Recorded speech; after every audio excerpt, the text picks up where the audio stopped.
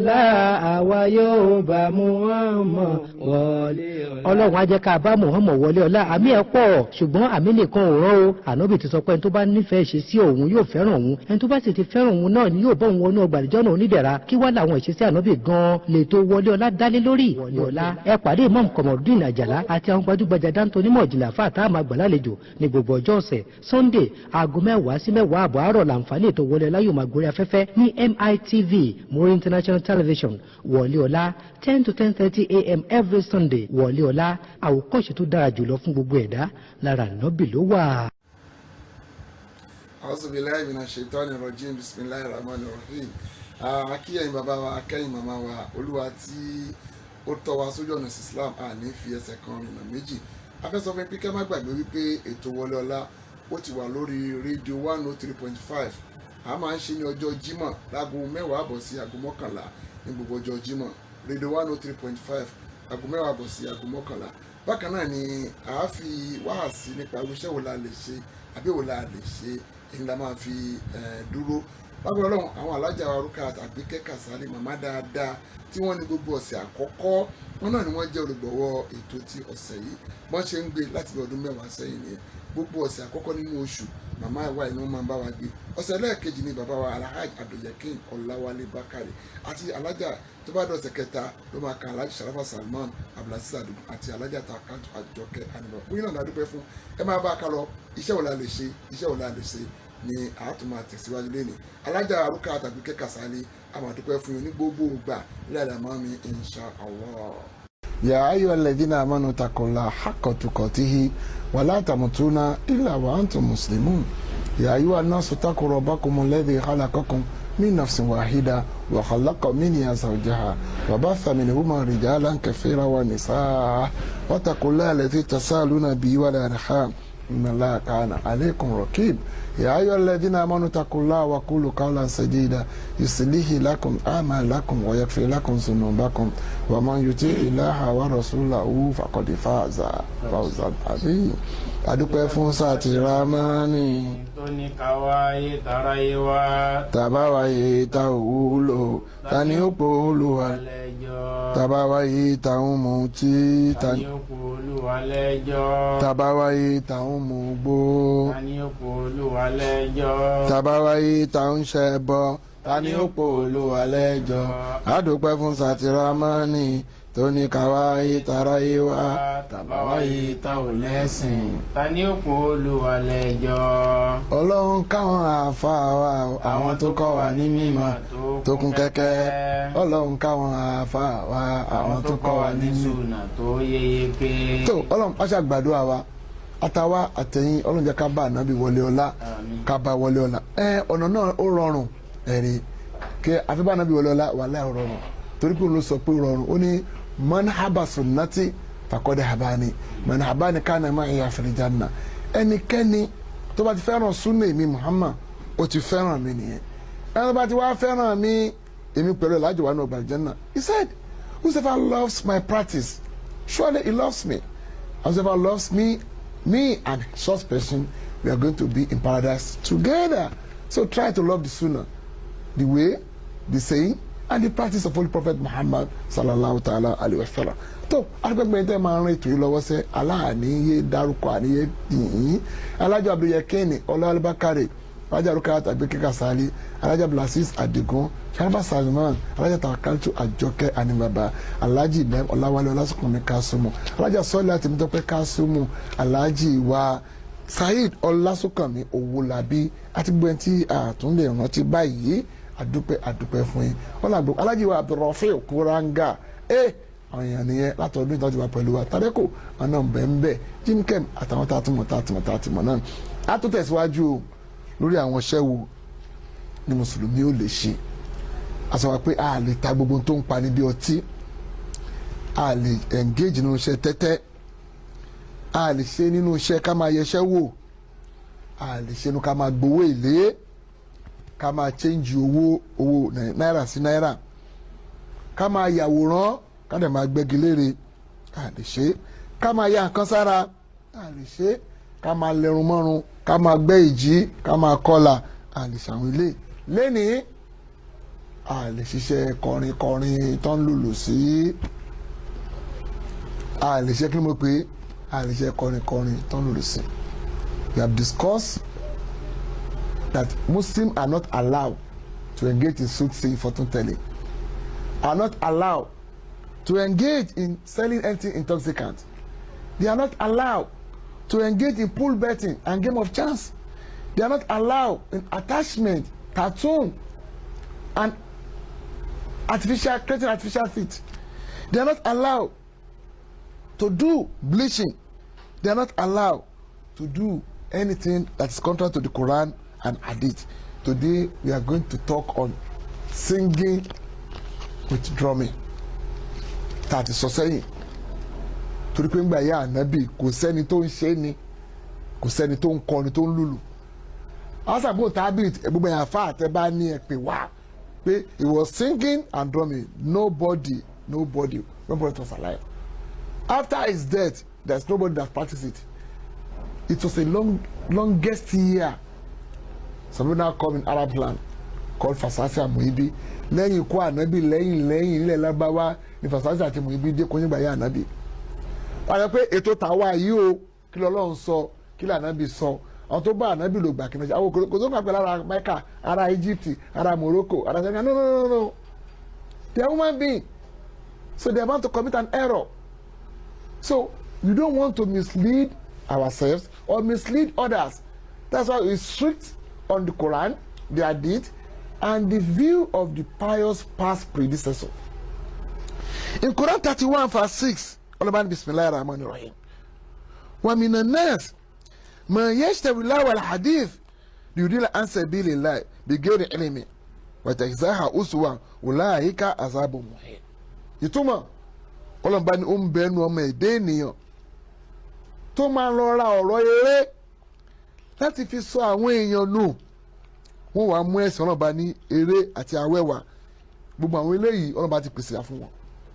Allah said, there are amongst men that they purchase the veins, the worldly words, in order to mislead people.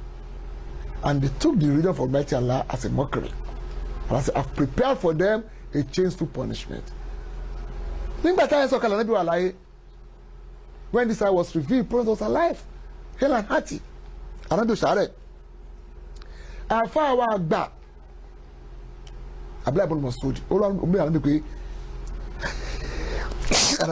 àyà yìí ta ló ń rí fáàsì.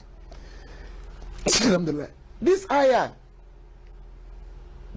who are the ones Ometala are referring to? Ànábì sọ pé egbe kó máa bá ẹni tó ń kọrin tó ń lùlù. Al-Ghinaw. Woe unto him, those who are singing, accompany it with drumming. Ànábì tó ń kọrin tó ń lùlù ni. So Ànábì sọ dọ́lọ́ ká tẹ̀síbùnù kẹsí ẹ̀ tó dẹ̀ ń sọ̀rọ̀ yìí àfa àtọ́jú gbogbo àfa àlọ́ ni. All the companions of the prophet, they were greater than any scholars, living or dead. Aláwọn sábẹ́ Ànábì sẹ̀ tó bá ti sọ kò má yiri ẹ̀ wò, end of discussion ni. Anything quoted by the companions, non-scholars, either living or dead, must have any contrary opinion. Quran 31 verse 6, ayah yẹn àwọn tó ń kọrin tó ń lùlù ló bá wí. Ìmùsùlùmí Ṣuara àkàrà tó máa ń pè àwòrán bí òkun ṣé kí n sọ fún yín àwọn tó pé èṣù sọ̀kalẹ̀ lórí olùbá ní àwọn Ṣuara àwọn olórin. Ẹ wá jẹ́ ká wá sí ọ̀dọ̀ wa ń bí ẹ tọ́ka sí wa olórin kan tó ń lùlù tó ṣe é ṣàwòkọ́ṣe àfihàn wà sí sẹ́yìn náà èyí tó kọrin tó yin tẹ́tẹ́ tó lóun ata bàbá àwọn ata family àwọn ata náírà pool akana èyí tó kọrin tó pé ìyá àwọn àgbà wọ́n jẹ́ káyé wọn dá ọ̀gẹ̀gẹ̀ lọ́lọ́ ìfẹ́ akana èyí tó kọ tó ní òun délé ẹnìkan wọ́n mú whisky wọ́n fi brandy. And these are the things of Ometala forbid. He sanks that he went to somebody's house, a Muslim's house, he drank whiskey and brandy. He praises the witches and the wizards. He eulogizes game betting and pool betting. So Ali yóò lè kọrin kó ṣoríire ó lè kọ́lé ó lè ní visa Canada náà ó lè jẹ́ Canadian citizen ìyẹn kọ́ ló kà wá náà ó lè kọ́lé ó lè lówó àní Islam iṣẹ́ kò fa ọ̀yẹ̀ gba orin tó nílò lẹ́yìn wákà ó lè jẹ́ olórin kó jẹ́ mùsùlùmí. wọ́n dẹ̀ máa ń parọ́ ọlọ́ba náà máa ń parọ́ ó ní ìyàwó méjì ó dá ìyàwó méjì ló dá kí lọ́nà bá sọ nípa rẹ̀ ẹ̀sùn mọ́bẹ̀ wá kí lọ́nà bá sọ nípẹ̀ ó wá kọrin òmùkùnrin nìkan báyìí wá ó má dé sí wá. ṣé polygyny is good, polygyny is not good. What Allah says about it, come and listen. And you do not quote any Quranic verses. No, that is good. Ìgbé lànà bí lo ó ní ẹgbẹ́ kó máa bá ẹni tó ń kọrin tó ń lùlù ẹ̀rọ kánà bí ìṣeré ni. Ṣé wọ́n mùsùlùmí ò lè jẹ́ akọrin? Níbi táwa dàgbà sí a mọ olórin tó pèrè ní mùsùlùmí jẹ́ pé tá a bá parí ẹ̀yọ̀ òun náà máa pè kó wá kọrin. Àmọ́ tó jẹ́ pé òun ló máa ń lọ kọrin fáwọn aléèsùn eégún ẹ̀yin náà mọ̀ wọ́n. Ṣé mùsùlùmí náà ló máa kọrin fẹ́lẹ́gún? Ètò máa ń kọrin fẹ́lẹ́gún wà. Ìkáwà máa ń lọ kọrin fún onífá kan nílùú Ọ̀tà. Òun ló máa ń pè tó máa ti sọdún fáà ló máa lọ kọrin fún wọn. These people, they are chameleons. Allah described them. You know the one that play for their masquerade. You know the one that play for the Google masquerade. And you know the one that pray for those who are using witches and wizards. Wọ́n yìí ṣó ìkan tó pèrè ní mùsùlùmí pátí tó lọ ṣe ẹgbẹ́ swimming pool náà ti ṣe gbọ́dọ̀ wọ́n bí aṣọ wáìtì lọ́wọ́ ó wá àwọn èèyàn wọ́n transparent dress ṣé mùsùlùmí náà ni all those who attend that party they wear white clothes and the women they wear transparent dress. Mùsùlùmí kò ń kọrin tó ń lùlù. Bàbá Ádámọ̀ kọrin wọn lùlù, bàbá Kàmọ́lì kọrin wọn lùlù, Àjọngọ́lọ̀ kọrin wọn lùlù, bàbá Níámúnígun wọn gbogbo àfa ńláńlá làwọn kọrin wọn lùlù. Kì í lùlù sórí inú Islam. Iṣẹ́ tá a lè ṣe nìkan ṣe ní olórin ni mí irọ́ o. Mo dẹ̀ pé kò sí tó jẹ́ Islamic song. A decorated monkey is a monkey. Mo dẹ̀ sọ níwáyé tó ti kọjá pé Tọ́lá Bádùrù Àlàyé náà amú nǹkan mẹ́ta wá fọ́ọ̀tì mẹ́ta. Ní sẹ́ni láti lè wàdáì Ànábì ò gba wàdáì wọlé Kùbá ló gbà wọlé Sàsán did not came through wàdáì he came through wàdáì he came through Kuba ìkànnìyẹ jíta Sharafat al-Madina the city was not called Medina was called Yathrib wọn à ń pẹ̀lú yẹn ní Medina kárábì tó dé bẹ́ẹ̀ mọ̀lẹ́ àbá Haira ya Dáyì the Arabs do not know anything called Dáyì. So máa sọ pé olórin kò sórin Islam ṣe tó bá ti nílò nù kò sí a máa ń kọrin kódà àdáwákà pé bàbá dàbọ̀ pé wọ́n lórin là wà ń kọ Allah wọ́n lórin là wà ń kọ Allah à ń kọrin pẹ̀lú ìmọ̀ wọ́n lórin là wà ń kọ. Yes kódà tó fọ́ni kọrin pé kò kéwu kò béèrè yóò ti ṣe la akéwu abéèrè ká lè la. Ẹ máa kírun ró ṣe yín ẹ̀dá tó sinú agbẹ̀sán rẹ̀ ètò kan tí ó sì yẹn jìyà. These are the songs. Meaningful, educative, encouraging, inspiring. You can never be a Muslim and then be a musician. Cat Stevens, he abandoned music. He now changed to Yusuf Islam. No better now. I'm a British. He dropped music entirely. Babalaro Ajadepoju, kò tí ì ṣẹlẹ̀ wí wọn. Wọ́n forin lẹ̀, wọ́n fi lẹ̀ pẹ̀lú ìlú. Wọ́n wá ṣe àìmọ̀ tí ó sínú mẹ́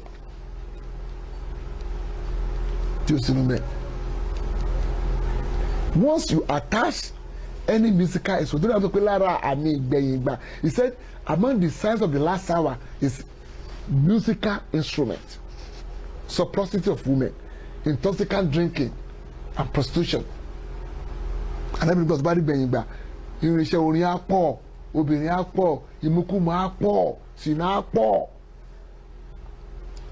So máa ká nìkan kan tán ẹ o lè jó lórí tó lórí kò tún jẹ́ mùsùlùmí ẹ̀ náà mọ̀ pé ẹ máa ń ṣe gùn náà ẹ mọ̀ pé ẹ ń ṣoògùn ẹ̀ náà máa nílẹ̀ Yorùbá yìí nílẹ̀ Yorùbá yìí ẹ̀ náà mọ̀ra yín náà ṣé mùsùlùmí kì í ṣe nǹkan tánà bí òní ká ṣe nígbà tá a tẹ̀lé Quran tá a tẹ̀lé àdìsílẹ̀ lórí pé àkíkọ ní ká lùlù so no discussion Lamẹ́ ní Morocco ní Egypt we are not talking about city or personality, we are talking about the prophet and his creator. And can memorize the Quran. Who are more rewarding? You can memorize the orin lọ. So lára ṣẹ́ tá a gbọ́dọ̀ ṣe ni ká jẹ́ a musician. Mo dẹ̀ tún sọ asa bon thabit tẹ̀ máa ń quote ṣó lùlù. Olú máa ń kọ nígbà yá ànábì. Wọ́n ń jagun náà tánàbí náà kọrin ṣó lùlù ń bẹ̀. So gbọ́dọ̀ kọ̀ọ̀tún ni pé tó bá ti ń kọrin tán lùlù sí gbàgbé ẹ̀ you are no more a Muslim. So you are following your desire. And you are not following Quran and Hadith. They forget about paradise. Àwọn ilé ẹ̀sìn nílé àwọn tó kì í kírun tó kì í borí tẹ́wọ́n tó ń fẹ́ kọ́ nìkan máa ń borí ìwé kàtìkàtà ń ṣe. So mùsùlùmí kì í ṣe yẹn lára tí mùsùlùmí tó ṣe ní pé comedian ó tún yẹ lẹ́nu Ànábì ní igbe kó máa bá ẹni tó ń sọ̀rọ̀ tó ń parọ́ káyọ̀ lè bá rẹ́rìn ẹni tó ń sọ̀rọ̀ tó ń parọ́ káyọ̀ lè bá rẹ́rìn. He said woe unto him or her, those who are talking and telling lies in order for people to do what? To laugh. Àwa ni àwọn stand up comedian, sit down comedian, lie down comedian, squatting comedian. Olówó lówó jù. Wọ́n lè ní VIP table 2 million, table for 4 1 million, single kìnnìkan popular 500 just to come and laugh. I mean, laughing is good for your health. Telling lies. You can see what it costs. Gbogbo táwọn ọdún àwọn àlàálẹ̀ tọ́sí gbogbo property. Ìbọn ànápọ̀ mẹ́. Ànápọ̀ mẹ́ náà. So you can never be a comedian telling people's lies in order to laugh. Islam frown at it. Islam forbid it. So bá fẹ́ choose career àmà choose yẹn. Èwà gbogbo àwọn ọmọ olórin. Gbogbo àwọn olórin. Ẹ wò múra wọn. Ẹ wò ọ̀rọ̀ wọn. Wọ́n ti wọ́n promote. Kan sáṣẹ́ wọn làwọn sáṣẹ́ kí ló ń gbé sáṣẹ́ yahoo because everybody ló sálé èmi ò sálé o ìwọ lè sálé o everybody ló sálé ìkànnì ẹja láwọn jẹ àwọn ò mógbó sọ pé mógbó. So all these things are not allowed. Muslims are not encouraged to be a musician accompanied with drumming, to be a comedian telling people's lies. It's not allowed. Lára àwọn iṣẹ́ tá a lè ṣe nìyẹn. Lára àwọn iṣẹ́ tá a tún gbà láàyè òun náà ni acting. Tọ́ máa ní kó o ṣe bí ànábì wọn kì í kẹ́kọ̀ọ́ rọ́pò ànábì. You not imitate any prophet. No. Because they don't have pictorial. No. All the Sharia agree. Kí fẹ́ kọ́ rọ́pò Ànábì Muhammad, Ànábì Yusufu. No. Go and ask those who read Sharia law. Wọ́n sọ̀rọ̀ gbọ́n orí pé àfáà tó kàn kí o sànàwí o tó lọ sí Jamia. O lè sọ pé o fẹ́ jẹ́ actor káfẹ́ ṣànábì Ọlọ́run. No. Ó dẹ̀ lè ṣe ṣù. Wọ́n fi hàn ṣe ṣù náà. Be devil. No. You cannot imitate the devil. No. Tó bá jẹ́ actor, o gbọ́dọ̀ di obìnrin mú. Ẹ mọ̀ pé ọ̀gá ara yín, ẹ wá kiss ara yín, ẹ tún wá sọ̀rọ̀ ara yín lórí. Ó sì mọ̀ lè kí ṣe. You are hugging, you are kissing, you are romancing other sex, not your wife. And then you want to make it real. Wọ́n ṣe. Obìnrin. Àwọn ni afẹ́ kọ́kọ́ ẹlẹ́kọ̀ọ́ ni ó wá wọṣọ gbogbo báyẹ̀ wà ńlẹ̀ gbogbo tẹ̀ wà ńlẹ̀. You are no more Muslims. You can never be an actor, an actress that showcase or his or her body. If you want to act a film, the only film they allow is Umar Mukhtar. No indecency in it. A matter of Qadisiyah. Because a war film. And nobody represents the Prophet. Even in how Islam came to Mecca, They only show the camel. They did not show anybody that represent Prophet Muhammad sallallahu alaihi wasallam. You know, when Islam came to Mecca, can you not show? Rakumi no show one show Anabi. One show Anabi. So our camel were very very important. Èmi ò sọ pé nǹkan kì í ṣe mùsùlùmí o. Àmọ́ o, mùsùlùmí kì í ṣe kíni. Kì í gbẹnu kò ìyàwó oníyàwó lẹ́nu kó ló fi ń ṣeré. Ẹ máa sọ ríra yín nígbà àyà. Ẹ máa dira yín mú. Ẹ máa fẹnu kọra yín lẹ́nu. Yín ṣe acting mọ́ o. Ẹ ń kọ̀ ní kọ̀kúkọ̀ ni. Muslim does not act in such way. If you want to dramatize, you must act film on Tawheed, on monotheism, on reliance on Almighty Allah. But there should not be mixture of both sex. Ẹ ṣe lé pé ọkùnrin àtọkùnrin jẹ́ kínní wọn ní pàdé wọn ní fìdíròdì. Ànábì ni ó dáa kó o gbá ẹ̀ṣẹ̀ iná mú ju pé kó o di obìnrin tí kì í ṣe ìyàwó ẹ̀ lọ́wọ́ mú. Yes, he said it's appropriate. It is even better for you to hold a live fire than hold an opposite sex that is not your wife. So you're talking about Islam, we're not talking about our own theory. What is not part of Islam yesterday can never be Islam today. The best generation have passed. Àwọn ìran tó dáa mẹ́ta ni wọ́n. The generation of the prophet, the generation of the companions, and the generation of their siblings. Àwọn ìran mẹ́ta náà nìyẹn. Ìran mẹ́ta náà nìyẹn. Ìgbà t'Ànábì ń bẹ láyé tí Kùránì ń sọ̀kalẹ̀ tí wọ́n ń béèrè t'Ànábì ń ṣàlàyé ẹ̀ fáwọn èèyàn. That's the best generation.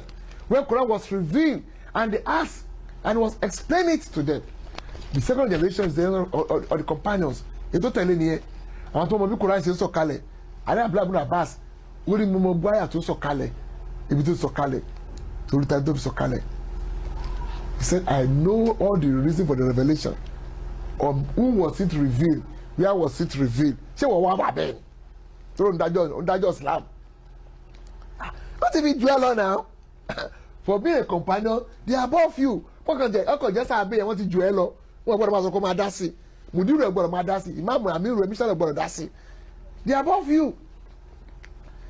Yẹ́n ṣẹlẹ̀ kẹta làwọn ọmọ wọn tí bàbá wọn kọ́ ní kí ó. These are the third generation. They are the siblings of the companions that they were taught directly by their father. Abdullah ibn Umar, Abdullah ibn Abbas, Abdullah ibn Mas'ud, Abdullah ibn Zubayr, Abdullah ibn Awam. So they are the siblings of the companions. Some of them are even companions. You know Abdullah ibn Umar yẹn ṣe companion ni. Bàbá ẹ̀ náà companion. Abdullah ibn Zubayr. Torí bàbá ẹ̀ ní bàbá ẹ̀ Zubayr ibn Awam. Abdullah ibn Abbas. Àti Abdullah ibn Zubayr. Abdullah ibn Mas'ud. Ṣé wọ́n jù wá lọ? So lẹ́yìn lọ́wọ́ ká àwọn tí wọ́n tún tẹ̀lé ojú ọ̀nà ànábì. So ẹ jọ̀ọ́ àwọn iṣẹ́ tá a lè ṣe tá a rántí rèé torí pé tí wọ́n wá di next episode a fẹ́ sọ̀rọ̀ nípa ẹ̀yin tẹ̀ ń ṣọdún kérésì tẹ̀ ń ṣọdún Gregorian New Year àyàn létí yín torí pé àsìkò yín ti tó ẹ̀ṣẹ̀ nìyẹn náà ni la máa sọ lọ́sẹ̀ tó ń bọ̀ lágbára Ọlọ́run kọ́lọ́kọ́ lẹ́nu wa dáadáa lára tá a ti sọ sẹ́yìn wọ́n ní pé a lè ṣiṣẹ́ ká máa yẹṣẹ́ wò ká dẹ̀ là jẹ́ mùsùlùmí a lè máa tagbo tó ń pani bí ọtí a lè máa ṣiṣẹ́ tẹ́tẹ́ a lè máa ṣe ká máa fẹ́ràn kúrun ká máa gbẹ́ ìjì bàbá jẹ́ bàbá náà a lè máa gẹrun apá kan lẹ̀ ká fi kàn lọ́dọ̀ pé kò dáa ìzára ká fà àbí ká fi lẹ̀ láì náà ni pé a lè máa ṣe ká máa gbowó èlé àbí ká máa pààrọ̀ náírà sí náírà a lè máa ṣiṣẹ́ ká máa kọrin ká máa lùlù a lè máa ṣe ká máa ya fọ́tò ká máa gbẹ́ ère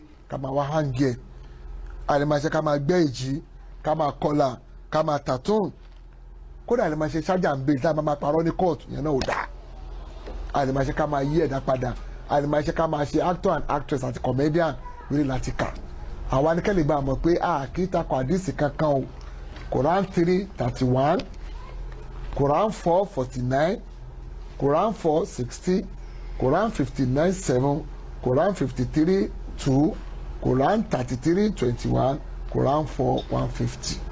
So these are the forbidden works for a believer. Soothsaying, fortune telling, intoxicant dealings, pool betting, attachment of ear, and babbing that has to do with un-Islamic, money interest, exchange same currency, singing with drumming, image making and sculpture, tattooing and tribal making, charging and bail, transgender, acting and comedian in telling lies. May Almighty Allah guide us aright. May He forgive us our shortcomings. Tẹ́bá ní ìbéèrè lórí 080-233-64653. Sọ ti fẹ́ nu wa o, àánú sọ pé àná mọ́ o, a máa ń gbìyànjú káwa náà mọ́. Nǹkan bá dẹ̀ sọ fún yín, ẹ lọ yẹ̀ wò. All what I have quoted for you, go and check it. You are going to see it. So because abẹ́lá sọ the Quran 2:171 pọ́nlọ́ba ní kullu mimma fil hadith halal tayyiba. Eat what is pure on the head. Ọlọ́ba ní ẹ̀jẹ̀ nǹkan tó mọ́. Iṣẹ́ tá a bá dẹ̀ ṣe láfi rọra ń jẹ sílé. A gbọ́dọ̀ jẹ àràmù. Ọlọ́ba ṣe àràmù ní èèwọ̀ ni o. Ó ṣe ẹ̀tọ́ ní ẹ̀tọ́. Ọlọ́jẹ́ ká bá ànábì wọlé ọlá, ká bá wọlé ọlá. Dr. Murtada Agbára Kábùsàrì, Alhaji Abdul Àkàndé Animashaun, Alhaji Abdul Yakin Ọlọ́bàkàrè, Alhaji Rukayat Tàbíkẹ́ Kasari, Malo Petroleum, Jim Kem, Tadeco, Renov, Koranga, Saheed Salman, Sharafa Salman, Saheed Owólabí Ọlásùnkànmí, àti bàbá wa tí ẹ ń náà wà lọ́wọ́ ní gbogbo ọlọ́run ọ̀rọ̀ kakọ́ àti ẹ̀ ń gbọ́ ọmọ yàrá tí wà lamẹ́ríkà náà tẹ̀ jẹ́ student wa akólè kalẹ̀ àdá wàsàfúlà àlewàlà kan iná làgàfọ́ lọ́lọ́sọ̀ tó mọ̀ lágbọ́ ọlọ́run a sọ nípa Christmas àti New Year subhana rabbika rabbil izzati amma yasifun wasalaamu ala al-mursalin walhamdulillahi rabbil alamin. náà mo rò pé a ti rí ẹ̀kọ́ kan àbí méjì kọ́ nígbà àwọn iṣẹ́ tí a kà kalẹ̀ pé Islam ò gbà wá láàyè kí a ṣe ká gbìyànjú ká rí pé àwa ọ̀nà míì láti máa jẹ láti torí pé kò ní sí àtúnṣe tó bá di ọjọ́ gbèdé àkíyàmá bá ṣe dúpẹ́ ńgbà bẹ̀rẹ̀ pé Alhaja Rukayat Tàbíkẹ́ Kasari àdúpẹ́ fún yín ẹ̀yin náà lẹ́ni ọ̀sẹ̀ àkọ́kọ́ ní gbogbo ọjọ́ tá a ti bẹ̀rẹ̀ ètò yìí ọ̀sẹ̀ ẹlẹ́ẹ̀kejì náà bàbá wa Alhaji Abdul Yakin Ọláwálé Bákàrè ẹlẹ́kẹta ni Sharafa Salman Azeez Adigun àti Tawakkaltu Àjọkẹ́ Àníbàbà tó bá pé ọ̀sẹ̀ kẹ́ náà ni ti máa lo Alhaji Ibrahim Ọlásùnkànmí Kásùn àti sọ́dà àti Mítọ́pẹ́ Kásùmù tó bá wọ ọ̀sẹ̀ karùn-ún làwọn Alhaji Abdulrafiu Kuranga kọlọmba kí wá pẹ̀lú ẹ tí ẹ ń ran ètò rẹ lọ́wọ́ ẹ má gbàgbé àwọn iṣẹ́ tí Islam bá ní ká máa ṣe ká gbìyànjú ká jìnnà sí tó bá ní ká ṣe ó náà ní ká máa ṣe salamu alaikum wa rahmatulahi wa barakatuh. orúkọ mi ni Ali Abdulkadir Aṣáájú olùdásílẹ̀ ilé ẹ̀kọ́ Ma'had Abdullahi ibn Abbas li tahfidh al-Qur'an wa dirasat al-Islamiyya eléyìí tí ilé ẹ̀kọ́ tí a ń kọ́ bí wọ́n ṣe máa há al-Qur'an àti àwọn ẹ̀kọ́ tó ní ṣe pẹ̀lú èdè Lárúbáwá bákan náà àwọn ẹ̀kọ́ tó ní ṣe pẹ̀lú Islam a gbé ilé ẹ̀kọ́ yìí kalẹ̀ fún àwọn ọmọ kéékèèké láti bí ọmọ ọdún 5 lọ sí bí ọmọ 18 eléyìí tí wọ́n máa há al-Qur'an ní gbogbo ìgbà tí wọ́n bá fi wà ń bẹ̀ ilé ẹ̀kọ́ yìí ó wà ní Àgbẹ̀dẹ Olóṣùgbó ní Agric ní Ìkòjú a gbé ilé ẹ̀kọ́ ilé fún àwọn tí ó ṣe pé wọ́n fẹ́ kí àwọn ọmọ wọn kí wọ́n kọ́ ẹ̀kọ́ Islam jìdòjìdò nínú ilé ẹ̀kọ́ wa hostel ti wà ń bẹ̀ eléyìí tí ó jọjú bákan náà mọ́ṣáláṣí wà ń bẹ̀ tí a ti mọ nínú ọgbà kan náà ló wà tí a ti mọ kọ́ ọmọ yẹn ní àwọn ẹ̀kọ́ tí ó jọjú tí a bá rí ọmọ tó ṣe pé ẹ̀kọ́ hifzu nìkan ló fẹ́ ṣe bákan náà ó dẹ̀ fẹ́ ha Quran kó dẹ̀ máa kẹ́kọ̀ọ́ ẹ̀sìn àǹfààní wà tí ò ní ṣe pẹ̀lú school bí àwọn ọmọ tó ṣe pé wọ́n retí admission àbí àwọn ọmọ tó ṣe pé wọ́n ṣe parí primary school tá àti ìfẹ́ kan wọ secondary tá fẹ́ kí wọ́n ṣe hifzu wọn ní àsìkò tó pẹ́ ilé tó máa wà ń bẹ̀ ní àwọn ọjọ́ tó pẹ́ àǹfààní wà fún wa bákan náà àwọn ọmọ wa tí a tún fẹ́ kọ́ máa lọ ilé ẹ̀kọ́ chat pẹ̀lú wa lórí WhatsApp kó lo